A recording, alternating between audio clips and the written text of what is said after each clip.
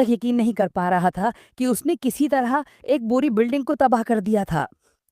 जब प्रोटैगनिस्ट धीरे धीरे होश में आ रहा था, मुग्गन पूरे सीन का एनालिसिस कर रहा था। उसे अब तक समझ नहीं आया था कि एक मामूली बच्चा उसकी बॉडी पे कंट्रोल कैसे कर सका। सन की रोशनी उस टूटी हुई बिल्डिंग के रूइंस पर पड़ रही थी। अगले ही पल न्यूज चैनल्स पर खबर आग की तरह फैल चुकी थी। मेट्रोपोलिस में एक नई मॉन्स्टर अटैक ने पूरी बिल्डिंग को तबाह कर दिया है। ऑपरेशंस हेडक्वार्टर्स, पुलिस और द नंबर्स सब कुछ तुरंत जांच पर लगा दिया गया। हिरोया ने वो न्यूज धर के साथ देखी, क्योंकि ये घटना उसके घर से ज्यादा दूर नहीं घटी थी। उसी पल उसे एक अजीब सा डेजावू महसूस हुआ। उसे ऐसा लगा जैसे मानो वो खुद वहां था और ये एक्सप्लोजन उसी की वजह से हुआ था। लेकिन लड़का इस बात पे यकीन नहीं कर पा रहा था कि वो सच में एक पूरी बिल्डिंग को तबाह कर सकता है। कल से उसके शरीर में कुछ अजीब सा लग रहा था। लेवल अभी भी 8 ही था, लेकिन उसकी बॉडी में जो सेंसेशंस हो रहे थे वो पहले जैसे नहीं थे। जब उसने आईने में देखा तो अचानक उसके बालों में कुछ रेड स्ट्रैंड्स दिखे। फिर एक झटका सा दर्द उसकी बाही टांग में हुआ और देखा वहां एक बहुत बड़ा स्कार था। हिरोया अभी तक यही सोच रहा था कि ये सब कोई सपना है, लेकिन तभी मुग्गन अचानक उसकी ओर मुड़ा। उसी सेकंड हिरोया की कॉन्शियसनेस एक अजीब से खाली स्पेस में पहुंच गई। एक डरावनी गूंजती हुई आवाज पहचान कौन? आवाज ने कहा, महान मुग्गन के सामने सिर झुका दो। लेकिन खुद रेमॉन ने कहा, वो आदमी मेरे प्लान्स में दखल नहीं दे सकता। बिना सोचे हीरोइन ने पूछा, तुम मेरे शरीर में रहकर हासिल क्या करना चाहते हो? मॉन्स्टर ने जवाब देने से इनकार कर दिया। इंसानों के सवालों का जवाब देना पॉइंटलेस है। उसने हिरोया के दिमाग में घुसने की कोशिश की। उसके अंदर उसे कुछ मेमोरीज दिखी, हिरोया के बचपन की, 6 इयर्स पुरानी। उसे एहसास हुआ ये क्रीचर उसके दिमाग में घुस रहा है और इसके अंदर सिर्फ केओस और डिस्ट्रैक्शन की बू है। लेकिन हिरोया उस मॉन्स्टर के साथ मिलकर कुछ नहीं करने वाला था। उसने सीधा कहा, तू मुझे इतनी आसानी से कंट्रोल नहीं कर सकता। मॉन्स्टर मुस्कुराया, तू सही कह रहा है। मुझे समझ नहीं आता कि मेरी बॉडी तेरे जैसी किसी ने एब्जॉर्ब कैसे कर ली। लेकिन डेमॉन ये अच्छी तरह समझता था कि अगर लड़का मर गया तो बॉडी मेरी हो जाएगी। इन शब्दों के बाद हिरोया को पूरा यकीन हो गया, वो इस डेमॉन पर कभी भरोसा नहीं कर सकता। मुग्गन ने खतरनाक हंसी के साथ कहा, मैंने तो बस सोचा था, ज्यादा टाइम नहीं लगेगा। हिरोया ने पूछा, तुम ऐसा क्यों सोचते हो? डेमॉन ने जवाब दिया, जरा सोच, वो ह्यूज मॉन्स्टर कल हमारे पास ही क्यों आया? हिरोया चुप हो गया। हिरोया सोचने लगा, अगर ये सच है तो हालात और भी खतरनाक हैं, क्योंकि इसका मतलब ये हुआ कि अब सारे मॉन्स्टर्स उसे ढूंढते रहेंगे। मगन ने कहा था कि ये क्रीचर्स उसके लिए कोई प्रॉब्लम नहीं है, लेकिन हिरोया खुद उन्हें संभाल नहीं पाएगा और बहुत जल्दी मर जाएगा। डीमन ने साफ कहा था, मैं तो बस इंतजार कर रहा हूँ उस लड़की की बॉडी पूरी तरह अपने काबू में लेने का। कॉन्वर्जेशन के बाद हिरोया सबवे की तरफ बढ़ा। उसे अब ये रियलाइज हुआ कि वो एक होपलेस सिचुएशन में फंस चुका है। वो लेवल 8 होने के बावजूद सबसे कमजोर मॉन्स्टर तक को नहीं हरा सकता, और सबसे बड़ी बात, वो डीमन की पावर का भी इस्तेमाल नहीं कर सकता था। इतनी खतरनाक ताकत को अपने अंदर कैद करना सिर्फ उसकी नहीं, पूरी मानव जाति की प्रॉब्लम बन सकती थी। अब उसे किसी की हेल्प चाहिए थी और उसके दिमाग में सिर्फ एक ही नाम आया, सेइका इनुई। हिरोया डर गया था, लेकिन उसे यकीन था अगर उसने सच बताया तो शायद हेल्प मिल सकती है। एक स्टेशन पर उतरने के बाद वो जल्दी से बाहर निकलने की कोशिश करने लगा। तभी भीड़ में से एक लंबा लड़का चिल्लाया, हे यू देयर।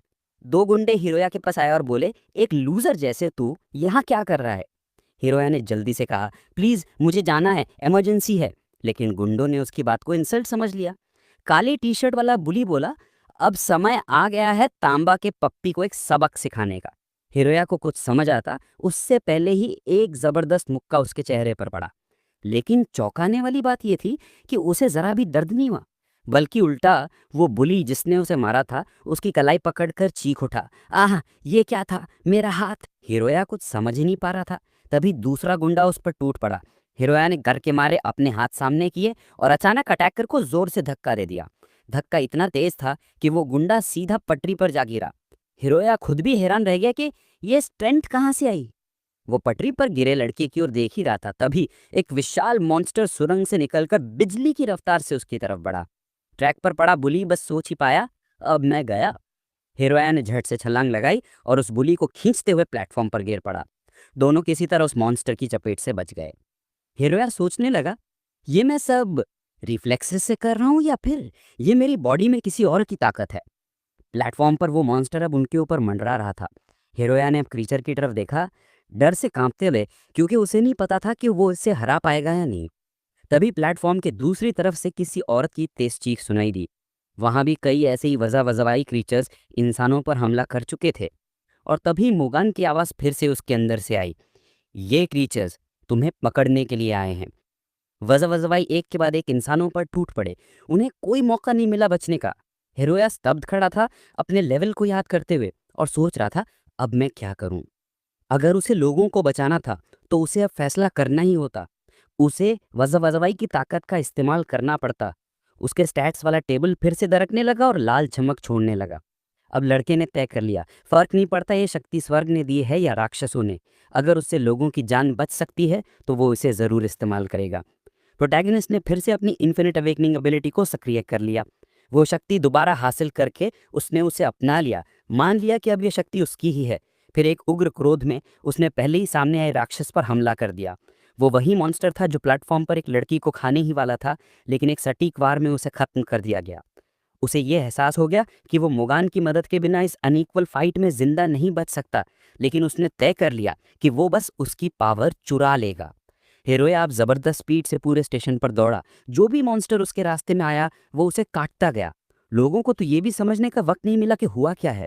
कई लोग तो पहले ही मरने के कगार पर थे, लेकिन लड़का अब रुक चुका था और राक्षसों की टूटती गिरती लाशें अभी भी गिर रही थी। मुगान हैरान था कि ये बच्चा फिर से उसकी पावर को यूज करने की हिम्मत कैसे कर गया। कुछ ही सेकंड्स में लड़ाई खत्म हो गई। हीरोया रुक गया और अपने हाथों को डर से देखने लगा। इतनी विशाल शक्ति जिसकी उसने कभी कल्पना भी नहीं की थी। जैसे ही वो होश में आया, उसे वही लड़की की आवाज सुनाई दी जिसे उसने सबसे पहले बचाया था। लड़की ने उसका धन्यवाद किया, thank you, you save my life. इसके बाद एक एक करके लोग अपने सेवियर के पास भागे और उससे पूछा, आर यू अ रैंकर? क्या तुम एक रैंकर हो? जो बुली लोग इस मैसेकर से चमत्कारिक रूप से बच गए थे, वो भी उसे हैरानी से देख रहे थे। इस तरह हीरोइन ने पहली बार अपने हाथों से दर्जनों लोगों की जान बचाई और उसे महसूस हुआ कि अब वो समाज के लिए यूजफुल बन चुका है। वो चुपचाप एग्जिट की तरफ बढ़ गया। अब वो डीमन को अपनी मर्जी से कुछ नहीं करने देगा। इसी समय शहर के हॉस्पिटल में एक मरीज सामान्य से ज्यादा चिड़चिड़ा हो रहा था। उसके कमरे से बार बार एक ही नाम सुनाई दे रहा था। वो नाम था तान, वही लड़का जो उस बिल्डिंग के गिरने से चमत्कारिक रूप से बच गया था। वो बार बार हीरोया का नाम दोहरा रहा था और गुस्से में बड़बड़ा रहा था कि वो उसे कभी माफ नहीं करेगा। तभी नर्स उसके कमरे में आई और बोली, तुमसे कोई मिलने आया है। तान ने गुस्से में कहा, मैंने पहले ही कहा था कि मैं कुछ दिन अकेला रहना चाहता हूँ। लेकिन उस विजिटर ने जवाब दिया, जो लोग तुम्हारी देखभाल कर रहे हैं उनसे थोड़ा शांति से बात करना सीखो। वो विजिटर था सही का इनोई। तान चौंक गया। उसने देखा कि उसके सामने द नंबर्स में से एक सदस्य खड़ा है। हीरो ने तान से पूछा, तुम्हारे जख्म अब कैसे हैं? इतने हाई लेवल वजहवसाई से बच जाना रेयर होता है। तान ने नोट किया कि उसके साथ एक लड़की भी खड़ी थी जो टॉप 10 में से थी। अब उसे लगा कि मामला जितना वो सोच रहा था उससे ज्यादा सीरियस है।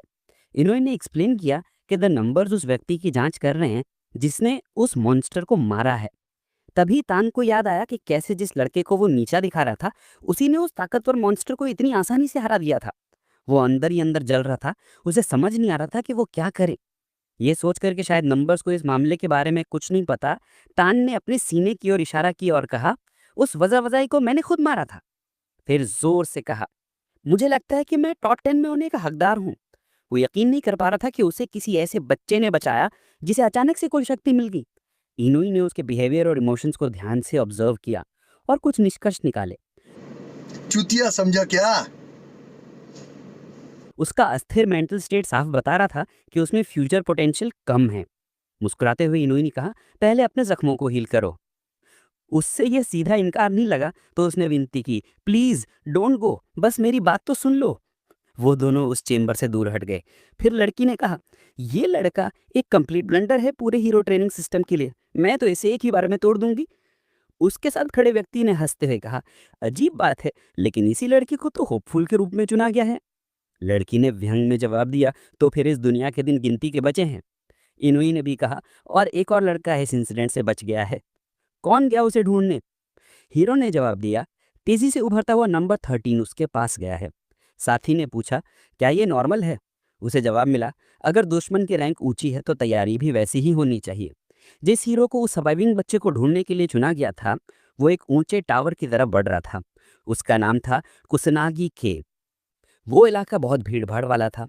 यहीं पहुंचा था हमारा प्रोटैगनिस्ट हिरोया। ये था रैंकर एसोसिएशन हेडक्वार्टर्स, जहां हर तरह की जानकारी वज़ा-वज़वाई के बारे में मिलती थी। जापान का हर रैंकर किसी न किसी समय यहाँ आता ही था। यहाँ वर्ल्ड के टॉप 10 रैंकर्स की टीम का बेस भी था, जिन्हें कहते हैं द नंबर्स। हिरोया यहाँ आया था इनोई को ढूंढने, क्योंकि भले ही वो अकेले मॉन्स्टर से निपट सकता था, लेकिन उसके अंदर जो डीमन था उसे वो नहीं रोक सकता था। और अगर कभी मुगान उसके शरीर पर पूरी तरह काबू पा लेता, तो ज़रूरी था कि वहाँ कोई ऐसा भी हो जो उसे मार सके। और उसकी नज़र में वो बस एक ही इंसान हो सकता था, सईका इनोई। थोड़ी देर सोचने के बाद हिरोया मुख्य द्वार की तरफ बढ़ा। मुख्य हॉल में उसे कुछ नाइस लुकिंग काउंसलर्स मिले। हिरोया थोड़ा चौंक गया और सोचा शायद ये किसी लोकल एम्प्लॉय की स्पेशल एबिलिटी है। इनमें से सिर्फ एक ही बॉडी असली है। एक लड़की काउंसलर ने पूछा, हाँ लड़के, कैसे मदद कर सकती हूँ? उसने जवाब दिया, मुझे इनुई सान से मिलना है। लड़की ने कहा, वो अभी यहाँ नहीं है, क्या तुम्हारी मीटिंग शेड्यूल थी? नहीं, हिरोया ने जवाब दिया। तब काउंसलर ने कहा, तो फिर पहले कुछ डिटेल्स वेरीफाई करनी होंगी। हिरोया ने अपना नाम और उम्र बता दिया। डेटाबेस से उसका नाम चेक करते हुए लड़की चौंकी, और तुमने अब तक अपनी स्पेशल स्किल रजिस्टर नहीं की? उसने कहा, हर अवेकेंड के लिए ये मैंडेटरी होता है, और अगर कोई वेट करता है तो वो सीरियस क्राइम है। हिरोया ने बात संभालते हुए कहा, मैंने हाल ही में अवेकनिंग की है, मेरी स्किल देर से प्रकट हुई है। लड़की मुस्कुराई, कोई बात नहीं, तुम अब रजिस्टर कर सकते हो, और चाहो तो रैंकर के रूप में भी रजिस्टर कर सकते हो। फिर उसने कहा, अपना हाथ इस स्कैनर पर रखो, मैं तुम्हें रैंकर्स के बारे में पूरी जानकारी भी दूंगी। इसी बीच मुगान चारों तरफ देखने में मग्न था। उसे यह सब बोरिंग लग रहा था। वो सोच ही रहा था कि यहाँ खड़ा कोई भी इंसान एक दाने जितना भी मूल्य नहीं रखता। तभी एक इंटरेस्टिंग ऑरा वाला व्यक्ति पीछे से आया। हीरो जो स्किल रजिस्ट्रेशन में व्यस्त था, उसे तुरंत ये महसूस नहीं हुआ। काउंसलर समझा रही थी कि रैंकर बनने से तुम्हें एक रैंक मिलेगी, और जब तुम कोई बसा बसा भाई मारोगे तो रैंक बढ़ेगी। उसने आगे बताया कि टॉप 10 रैंकर्स को द नंबर्स टीम में लिया जाता है। उन्हें सबसे बड़े इनाम और सम्मान मिलते हैं।